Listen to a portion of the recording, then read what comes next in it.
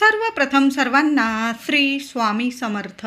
स्वामी महाराजांच्या कृपेने तुमच्या सर्व चांगल्या इच्छा पूर्ण होत ही स्वामींचरणी प्रार्थना करते आणि आजच्या व्हिडिओला सुरुवात करते. उद्या 8 फेब्रुवारी 2026 रविवार दिवशी श्री संत गजानन महाराज यांचा प्रकट दिन आलेला आहे. माघ वद्य सप्तमी म्हणजेच गजानन महाराजांचा प्रकट दिन म्हणून आपण साजरा करत असतो. 23 फेब्रुवारी 1878 रोजी बुलढाणामधील शेगावामध्ये श्री गजानन महाराज पहिल्यांदा दिगंबर अवस्थेत प्रकट झाले होते. ते कुठून आले, त्यांचा जन्म कसा झाला, आजपर्यंत तरी कुणालाच कळले नाही. श्री दत्तरूपी श्री गजानन महाराज एक महान संत होते. ते दीन दुबळ्यांची मदत करणारे, प्रत्येक हाकेला धावून जाणारे होते. मोठमोठे चमत्कार लीला त्यांनी केल्या. लीला विग्रही श्री संत गजानन महाराज होते आणि आहे. संपूर्ण जगातून लोक शेगावात जाऊन महाराजांचे दर्शन घेतात आणि महाराजही प्रत्येक व्यक्तीच्या भक्तीला हाकेला नक्कीच धावून जाता, आपल्या पाठीशी कायम उभे राहतात. तर महाराजांची सर्वात प्रभावी सेवा म्हणजे विजय ग्रंथ एक का होईना पारायण. उद्या गजानन महाराजांचा प्रकट दिन आहे. प्रत्येकाने विजय ग्रंथाचं एक का होईना पारायण जरूर करा. 1 ते 21 अध्याय जसं आपण स्वामी चरित्र सारामृताचं पारायण करतो तशाच पद्धतीने सुंदर सेवा आहे. विजय ग्रंथ पारायण जरूर करा. प्रथम गजानन महाराज खामगाव तालुक्यातील शेगावामध्ये माघ वद्य सप्तमीला पहिल्यांदा प्रकट झाले. शेगावात पातुरकर नावाच्या व्यक्तीच्या घरी त्यांच्या मुलाची ऋतुशांती होती. त्यांच्या घरात जेवणाच्या मोठमोठ्या पंक्ती उठत होत्या आणि उष्ट्या पत्रावळ्या उकिरड्यावर टाकल्या जात होत्या. दुपारची जेवणाची वेळ होती. अचानक एक तेजस्वी तरुण तेथे अवतरले. उष्ट्या पत्रावळीतील अन्न ते ग्रहण करत होते, खात होते आणि ते सर्व पाहिले. बंकटलाल आणि अग्रवालांनी आणि दामोदर कुलकर्णी यांनी हे सर्व पाहिले. त्यांना पहिल्यांदा वाटले की हा कुणी विक्षिप्त असेल, पण त्यांनी जेव्हा त्यास पातुरकरांकडून पंचपक्वान्नाचे ताट भरून आणून दिले तेव्हा महाराजांनी ते सर्व पक्वान्न एकत्र करून खाल्ले व जनावरं ज्यातून पाणी पित होते त्यातून ते पाणी पिऊ लागले. दामोदरांनी त्यांना अडवले. त्यावर गजानन महाराज त्यांना म्हणाले, कुठे हे गढूळ पाणी दिसत आहे? स्वच्छ निर्तळ पाणी दिसत आहे मला तर. आणि हाच तर मोठा खरा चमत्कार पहिल्यांदा त्यांनी सर्वांना दाखवला होता. अस्वच्छ पाणी त्यांनी इतकं स्वच्छ करून, म्हणजे जे पाणी जनावरं पित होते त्यातूनच पाणी ते स्वतः पिऊ लागले. कधीच ते म्हणजे प्राणी असो मनुष्य असो कधीच कसलाच भेदभाव केला नाही त्यांनी. श्री गजानन महाराज म्हणजे काय, संपूर्ण अर्थपूर्ण तुम्हाला मी सांगत आहे. श्री म्हणजे श्रीमंत गरीब असा भेदभाव शेगावी नसे, म्हणूनच श्री गजानन माऊली प्रत्येक भक्ताच्या मनी वसे. ग म्हणजे गहीवरून येते, जेव्हा जातो दर्शन वारीला त्रिवार नमस्कार असे माझ्या श्री गजानन माऊलीला. जा म्हणजे जाणीव होते, श्री क्षेत्र शेगावी जाता श्री गजानन माऊली असती आपल्या पाठीशी सदैव आता. न म्हणजे नमवून मस्तक मागणे हेची असे त्यांच्यापाशी, सतत सेवा घडो माऊली तुझ्या चरणाशी. न म्हणजे नयन ते प्रेमळ असा होतो भास, लीला केल्या अनंत तारी तो अजूनही आपल्या भक्तास. म म्हणजे मम सदैव योग आला समर्थांची करण्या भक्ती, ढोंगी लबाड लोकास दाविली श्रींनी आपली प्रचिती. हा म्हणजे हार तुरे नकोत त्यांना हवी निस्सीम सेवा, भक्तास तारितो अन्न देतो अनंत हस्ते मेवा. रा म्हणजे राहणी साधी सुधी नवथा कुठलाही बडे जाव, घेती परीक्षा भक्तांची ज्याचा असेल त्यांच्यावर भाव. ज म्हणजे जय जयकार माऊलींचा करीती भक्त सारे, सगळ्यांना सुखी ठेव श्री गजानना असती तुझीच सारी लेकरे. बघा, श्री गजानन माऊलींच्या या नावात संपूर्ण विश्व सामावलेलं आहे आणि या गजानन माऊलींनी आपल्याला हे 2 शब्द नामस्मरणासाठी दिलेले आहे. ही सेवा सर्वांनी जरूर करायची आहे. नाही जमत ना तुम्हाला पारायणे वगैरे, नाही जमत तुम्हाला जास्त सेवा, पण हे 2 शब्द रोज जरूर जपत जा, नामस्मरणात राहा. गणगण गणात बोते, गणगण गणात बोते, संपूर्ण विश्व सामावलेलं आहे या 2 शब्दांमध्ये. जरूर उद्या सर्वांनी सकाळी लवकर उठा आणि या शब्दांचा मंत्र जरूर जपायचा आहे. माऊलींनी स्वतः हे 2 शब्द आपल्याला दिलेले आहे सेवेसाठी. 1 माळ करा, 11 माळी करा, 21 करा, जास्तीत जास्त करा, पण गणगण गणात बोते, गणगण गणात बोते. स्वामी म्हणजेच आपली माय माऊली आहे, कणाकणात आहे. तुम्ही शब्द म्हणजे हाक मारून तर बघा, गणगण गणात बोलून तर बघा.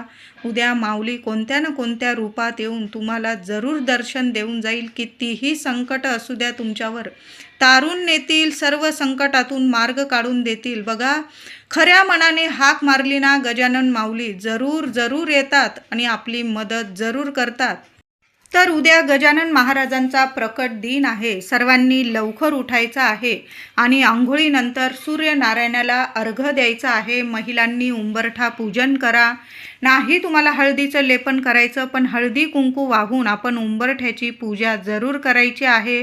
बघा, सकाळी सुद्धा माता लक्ष्मीच्या स्वागतासाठी 1 दिवा उंबरठ्याजवळ जरूर लावा महिलांनो. संध्याकाळी सुद्धा लावायचा आहे.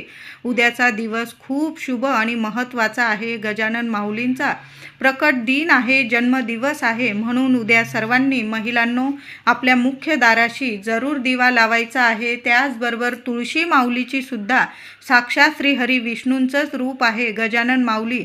तर उद्या तुळशीची सुद्धा पूजा करायची आहे. रविवार आहे. चमचाभर दूध अर्पण करा तुळशीला, चिमूटभर हळद अर्पण करा, हळदी कुंकू फुलं अक्षता वाहून पूजा करा. ओम नमो भगवते वासुदेवाय नमः, ओम नमो भगवते वासुदेवाय नमः मंत्र जपा. 1 तुपाचा दिवा तुळशीजवळ लावायचा आहे. तुमच्या घराजवळ जर उंबराचं औदुंबराचं झाड असेल तर तिथं सुद्धा हळदी कुंकू अर्पण करायचं आहे. चमचाभर दूध अर्पण करा, तांब्याभर पाणी अर्पण करा. 1 दिवा लावून द्या. तेलाचा लावा, तुपाचा लावा, मातीची पंती जरी लावली ना चालेल. बघा, माऊलींची कृपा होईल आणि सर्व विघ्नांचा नाश होईल आणि गुरु माऊली कायम पाठीशी उभे राहतील. तर 1 गुळाचा खडासुद्धा औदुंबराच्या झाडाजवळ म्हणजेच उंबराच्या झाडाजवळ जरूर ठेवा. एखाद्या कागदावर वगैरे ठेवा. ही उंबराची सेवा उद्या सर्वांनी जरूर करायची आहे. सकाळी करा, संध्याकाळी 5 वाजे 5:30 वाजेपर्यंत केली तरीही चालेल. जास्त रात्र करू नये. संध्याकाळ नंतर कुठल्याच झाडाला हात लावू नये आणि सेवेसाठी तर संध्याकाळच्या आतच सेवा करावी. देवघरात देवांची उद्या पंचोपचार पूजा करायची आहे. गजानन माऊलींचा फोटो असेल, मूर्ती असेल, छान असं गाईच्या दुधाने किंवा पंचामृताने अभिषेक घालायचा आहे. गजानन माऊलींचा फोटो असेल, स्वच्छ पुसून घ्यायचा आहे. छान पिवळ्या झेंडूच्या फुलांचा हार घाला, तुळशीपत्र अर्पण करा. त्याचबरोबर गणपती बाप्पांना सुद्धा उद्या 21 दुर्वा अर्पण करायचे आहे. गजानन माऊली म्हणजे साक्षात गणपती बाप्पांचंच रूप आहे. बघा, आपण जेव्हा विजय ग्रंथाचं पारायण करतो तर पारायणाची सांगता कधी होते? शेवटच्या दिवशी, जेव्हा आपण गणपती बाप्पांना 21 मोदकांचा नैवेद्य दाखवतो, 21 दुर्वा अर्पण करतो आणि गोडाधोडाचा नैवेद्य दाखवतो, तेव्हाच आपल्या पारायणाची म्हणजे विजय ग्रंथ पारायणाची सांगता होत असते. उद्यापन अशाच पद्धतीने आपण करतो. म्हणून उद्या गणपती बाप्पांना सुद्धा 21 दुर्वा अर्पण करा. गूळ खोबऱ्याचा नैवेद्य दाखवा. उद्या देवघरात देवांची छान पूजा झाल्यानंतर देवघरात 1 अखंड दिवा लावून ठेवायचा आहे. जो नित्य नियमाने तेलाचा तुपाचा दिवा लावतात, धुवून घ्या, घसून पुसून घ्या. दुहेरी वाट टाका. तेलाचा असेल तर तुपाचा असेल फुलवाट टाका. त्या दिव्यात एखादा कापराचा तुकडा टाका, 2 लवंग टाका, चिमूटभर हळद टाका आणि दिवा प्रज्वलित करायचा आहे. आसन द्या दिव्याखाली. असा 1 दिवा प्रत्येक आईने गजानन माऊलींचं नामस्मरण करा आणि आपल्या देवघरात 1 दिवा जरूर लावायचा आहे. विझणार नाही याची काळजी घ्या. विझला पुन्हा लावून द्या. उद्या कृपया सर्वांनी काळजी घ्यायची आहे. कुणाचीच निंदा नालस्ती करू नका. शांतता ठेवा. रविवार आहे. बऱ्याच घरांमध्ये मांसाहार होतो. कुणीच उद्या मांसाहार करू नका. गोडाचा नैवेद्य दाखवा देवांना आणि काहीतरी म्हणजे साद्र संकेत आपण मांसाहार न करता वरण भात भाजी पोळी देवांना नैवेद्य दाखवा. त्याचबरोबर गजानन माऊलींना पिठलं भाकरी आणि काहीतरी गोडाचा शिरा असा नैवेद्य महिलांनो सकाळी दाखवा, संध्याकाळी दाखवा. पण बेसन भाकरी गजानन माऊलींना खूप प्रिय आहे. म्हणून उद्या थोडं का होईना पिठलं बनवा, भाकरी बनवा. मग तुम्ही ज्वारीची भाकरी बनवा, बाजरीची बनवा, तुम्हाला जी हवी ती भाकरी बनवू शकता. पण थोडं का होईना पिठलं भाकरीचा नैवेद्य जरूर उद्या देवघरात दाखवायचा आहे. तुमच्या घराजवळ जर गजानन माऊलींचं मंदिर असेल, स्वामींचं मंदिर असेल, दत्तगुरू महाराजांचं, तिथं तुम्हाला अन्नाचं दान करायचं असेल तर मग तुम्ही पिठलं भाकरी किंवा गोडाचा शिरा, त्यावर एखादं तुळशीचं पान ठेवा, असा नैवेद्य दाखवा आणि तिथं अन्नदान म्हणजे प्रसादाचं वाटप करू शकता.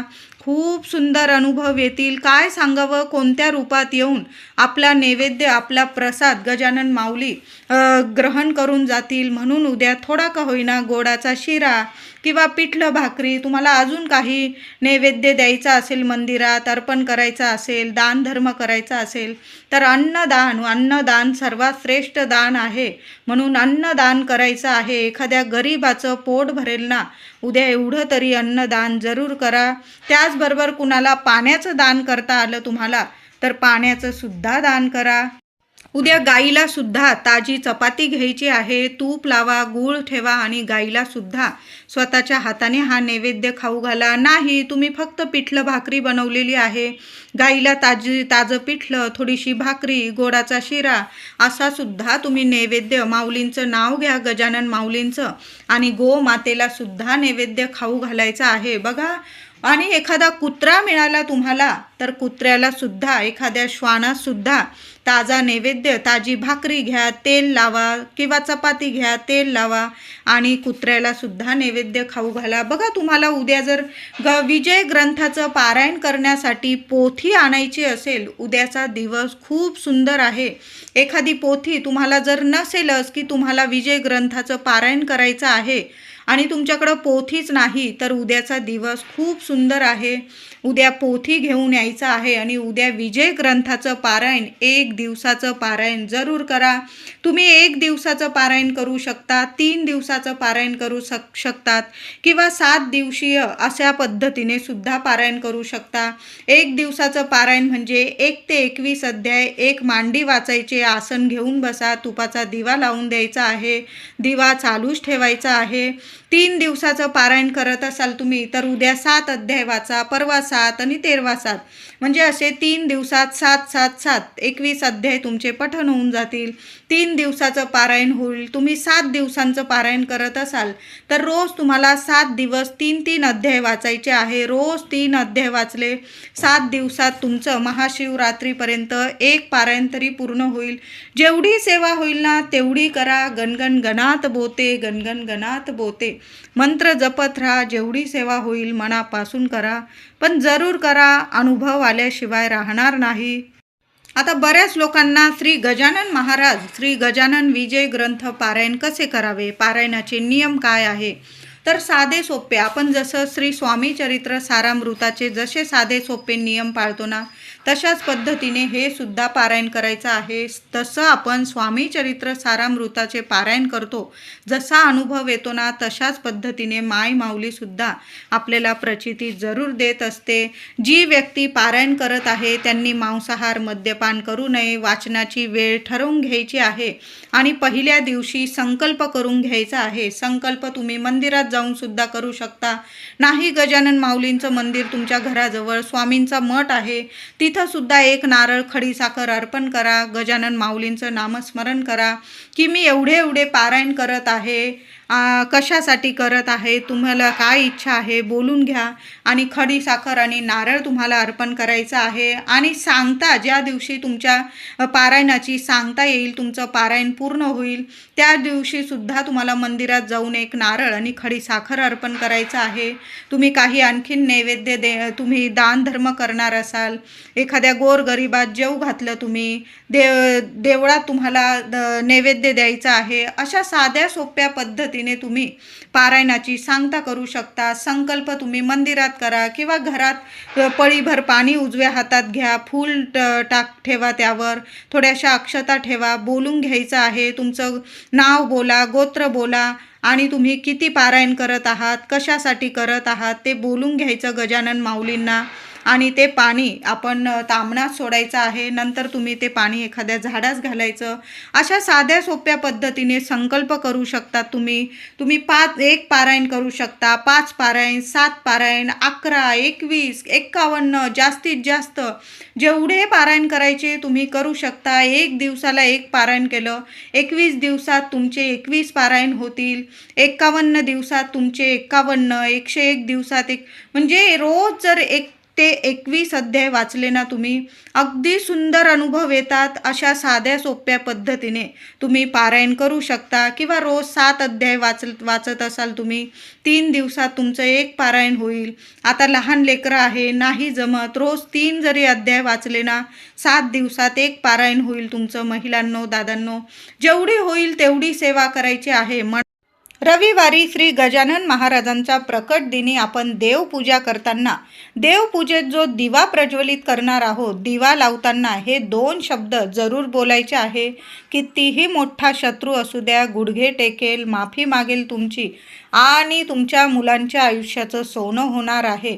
तर गणगण गणात बोते, गणगण गणात बोते हे 2 शब्द बोला आणि मग तुमची इच्छा बोलून दिवा प्रज्वलित करायचा आहे. सोन्यासारखे अनुभव यायला लागतील. गजानन माऊली आहे, आपल्या लेकरांच्या सर्व इच्छा न मागता जरूर पूर्ण करत असते. त्याचबरोबर उद्या संध्याकाळी एक वस्तू कापरासोबत जाळायची आहे. काय करायचं आहे महिलांनो, छोटासा शेणीचा तुकडा घ्यायचा आहे. तुम्हाला मोठं घर असेल तुमचं तर तुम्ही अख्खी शेणीसुद्धा जाळू शकतात. तर छोटा शेणीचा तुकडा जरी घेतला तरीही चालेल. आणि कापूर थोडा वेळ तुपात भिजवून घ्यायचा आहे. कापूर गाईच्या तुपात थोडा वेळ भिजवून ठेवायचा आहे आणि तो कापूर तुम्हाला त्या गाईच्या शेणीवर जाळायचा आहे. खूप सुंदर अनुभव येतील. जे काही पितृदोष असतील, घरातली जी नकारात्मकता असेल ती संपूर्णपणे नष्ट होईल. तुमच्या घरातलं वातावरण इतकं सकारात्मक होईल.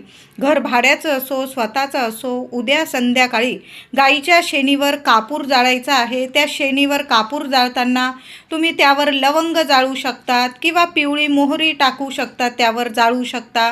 लोबान असेल, गुगल असेल, या वस्तूसुद्धा जाळून छान असा कापूर धूप करायचा आहे. प्रथम देवांना दाखवा, नंतर संपूर्ण घरात, संडास बाथरूम सोडून संपूर्ण घरात तो कापूर धूप पसरवायचा आहे. मुख्य दाराशी ते भांडं थोडा वेळ का होईना ठेवा, पण उद्या संध्याकाळी असा कापूर धूप जरूर करा.